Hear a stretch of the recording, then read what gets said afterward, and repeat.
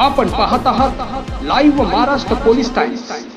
उदगीर तालुक्यात सर्वदूर पावसाने धुमाकूळ घातला असल्याने अनेक गावात घरांसह शेती पिकांचे नुकसान झाले आहे। आळी येथे 2 म्हशी आणि 1 गाय बांधलेल्या जागी पाण्यात बुडून मयत झाल्याची दुर्दैवी घटना 28 ऑगस्ट रोजी घडली आहे।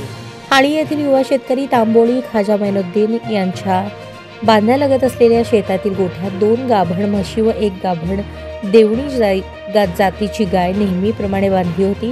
त्या गोठ्यात 27 रोजी रात्री पडलेल्या मुसळधार पावसाचे पाणी शिरल्याने बांधलेली 3ही जनावरे पाण्यात बुडून मरण पावली। यामुळे शेतकऱ्याचे लाखो रुपयांचे नुकसान झाले असून प्रशासनाने या घटनेचा पंचनामा करून नुकसान भरपाई द्यावी अशी मागणी आसिफ तांबोळी खाजा तांबोळी यांनी केली आहे।